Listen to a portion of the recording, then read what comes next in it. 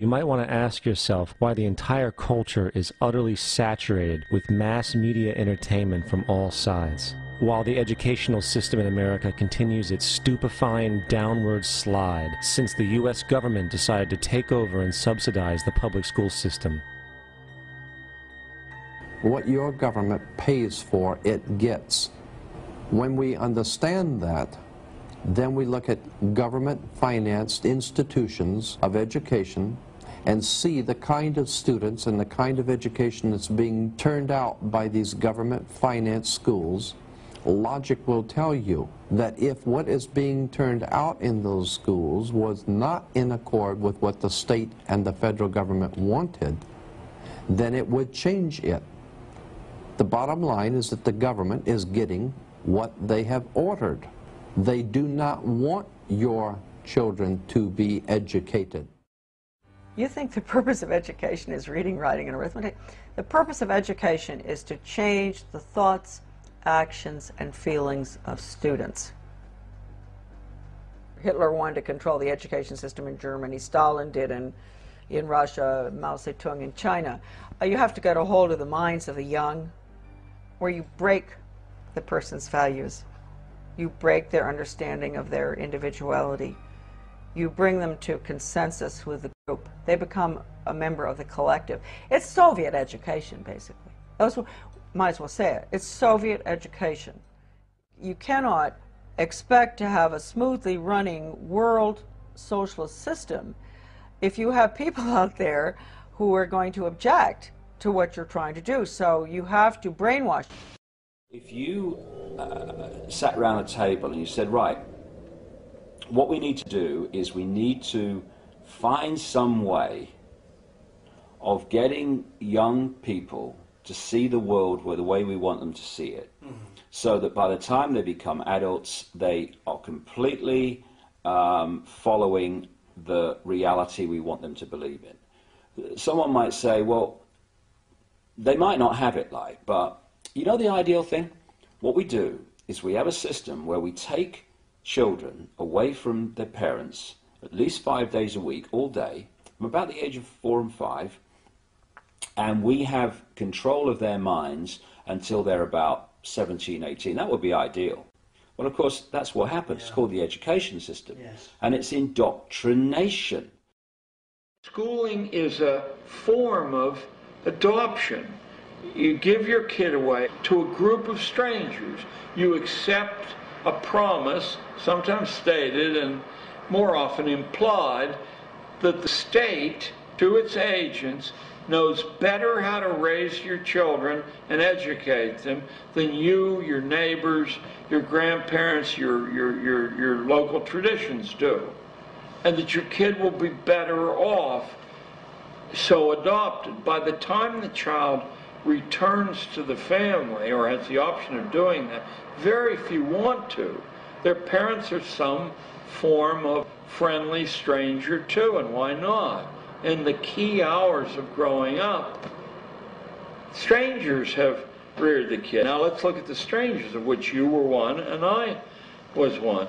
Regardless of our good feeling toward children, regardless of our individual talents or intelligence, we have so little time each day with each of these kids, we can't possibly know enough vital information about that particular kid to tailor a set of exercises to that kid. So what we do is accept, and of course if we don't accept this, we're fired or harassed, we accept a state's prescription that's written in manuals. You do this first and this second and this third, and the way the state checks on whether you've followed that diet is there's standardized tests given at intervals. If your kids do badly, it does not mean that they're bad readers or anything else. It means that they haven't been obedient to the drills the state set down, and they're marked for further treatment later on, or they're marked to be excluded from responsible jobs. Perhaps some ways by being excluded from the colleges that lead to responsible jobs, in other ways from the licenses that lead to responsible jobs. This was all worked out. It didn't evolve by a lot of rational people saying, we'll take this, this, and this from the past, then the next generation will take this, this, and this. This was set down largely in a handful of places.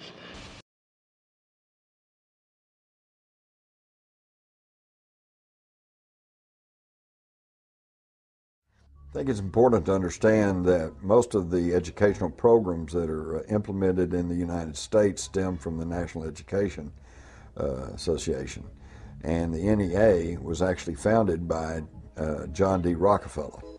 And John D. Rockefeller, I think, voiced the beliefs of this ruling elite that wants to try to homogenize our education system when he was quoted as saying, I don't want a nation of thinkers, I want a nation of workers. So I think the education system is not only pushing people into a socialized version of government, but also dumbing the individual down to the point to where he'll be a good worker in the factory, or he'll be a good worker in Silicon Valley. He may know a lot about computers, but he is not going to have a classic education that would allow him to take all of the facets of the culture and the society and put it together and really form an intelligent opinion as to what's really going on and what might be in the best interest of the individual. Now let's shift to the basis of your question, which is Rockefeller and Carnegie and J.P. Morgan. These people saw a different kind of utopia. They thought that this material abundance, since they had abandoned a belief in a creator or an afterlife, this material abundance was the best that a human life could aim for. And to do that, the family had to be moved off center stage, and the children had to be processed like raw materials. These are the people who saw to it with their influence that when legislation that was wildly radical based on any past model was proposed, that the right legislators would vote that legislation through. They saw to it that money was available to build these vast piles of brick and stone and to drain children out of the community by the force of law, mind you, because they don't teach the way children learn, nor can they teach the way children learn. That's not what they're set up to do. They're set up to produce a predictable, homogeneous, safe product. They're set up to sort people into occupational categories, roughly consonant with what the current economy demands. The whole system, because we have two hemispheres of the brain, the left brain, which is about words and this world reality and, you know, the perception of this reality. We have the right brain, which is where you get creativity, inspiration, and connection, and then you've got this corpus callosum, which connects the two. First of all, we use a fraction of our brains. Why is that? And the other thing is that what the system does is it turns out left brain prisoners. They run the system. And it does it by putting information through schools and colleges and universities into the left brain, which it then says at time of an exam, give me all that back. And if you tell me what I've told you well enough to believe, then you'll pass the exam and you'll be very successful. Anyone that takes that information into the right brain and puts their spin on it, or questions it, or sees through it, and puts that in the exam, they are perceived as a disruptive influence in the classroom. Yes, they are. And so what happens is, for you to become a doctor, overwhelmingly a politician, a journalist, someone often in industry, all these areas that control the system. The professions. The professions. Yeah. Lawyers. Yes. I mean, on and we go. You have to have gone through your young life constantly taking information into your left brain and regurgitating it out on exam papers. To become a teacher, you have to go through that process. Then you go through teacher training college where you're taught how to do it to others, and then you're let loose on the children. Yes. The whole system is run by left brain prisoners. And if you look at the school system, things like music and art that stimulate this side of the brain, the uniqueness, they are constantly cut back in favor of left brain curriculums. And this is systematic. I have to get this over to people. This is not systematic at the level of, people who administer it into reality. It is coldly calculated in the shadowy areas where these concepts first come from. Yeah. And they know what they're doing. A lot of the constraints on us, a lot of the strings that hold us like puppets are really inventions of our own mind. I'm not saying that there aren't armies and police and various ways to punish deviance, but there isn't any way to punish a large number of deviants.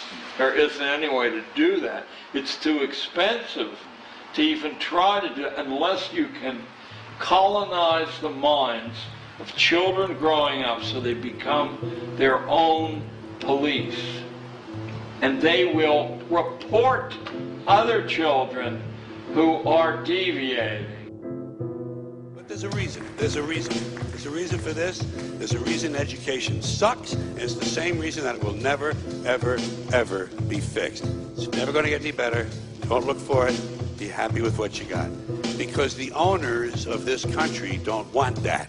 I'm talking about the real owners now. The real owners, the big wealthy business interests that control things and make all the important decisions. Forget the politicians. The politicians are put there to give you the idea that you have freedom of choice. You don't. You have no choice. You have owners. They own you. They own everything. They own all the important land. They own and control the corporations. They've long since bought and paid for the Senate, the Congress, the state houses, the city halls. They got the judges in their back pockets. And they own all the big media companies, so they control just about all of the news and information you get to hear. They got you by the balls. They spend billions of dollars every year lobbying to get what they want. Well, we know what they want. They want more for themselves and less for everybody else. But I'll tell you what they don't want. They don't want a population of citizens capable of critical thinking. They don't want well-informed, well-educated people capable of critical thinking. They're not interested in that. That doesn't help them. That's against their interest. That's right. They don't want people who are smart enough to sit around the kitchen table and figure out how badly they're getting fucked by a system that threw them overboard 30 fucking years ago. They don't want that. You know what they want? They want obedient workers. Obedient workers. People who are just smart enough to run the machines and do the paperwork and just dumb enough to passively accept all these increasingly shittier jobs with the lower pay, the longer hours, the reduced benefits, the end of overtime, and the vanishing pension that disappears the minute you go to collect it. And now they're coming for your Social Security money. They want your fucking retirement money. They want it back so they can give it to their criminal friends on Wall Street. And you know something? They'll get it. They'll get it all from you sooner or later because they own this fucking place. It's a big club, and you ain't in it. You and I are not in the big club. By the way, it's the same big club they used to beat you over the head with all day long, where they tell you what to believe all day long, beating you over the head in their media, telling you what to believe, what to think, and what to buy. The table is tilted, folks. The game is rigged. Nobody seems to notice. Nobody seems to care. Good, honest, hard-working people, white collar, blue collar, doesn't matter what color shirt you have on. Good, honest, hard-working people continue. These are people of modest means. Continue to elect these rich cocksuckers who don't give a fuck about them. They don't give a fuck about you. They don't give a fuck about you. They don't care about you at all. At all. At all. Man. You know? Nobody seems to notice, nobody seems to care. That's what the owners count on, the fact that Americans will probably remain willfully ignorant of the big red, white, and blue dick that's being jammed up their assholes every day. Because the owners of this country know the truth. It's called the American dream, because you have to be asleep to believe it.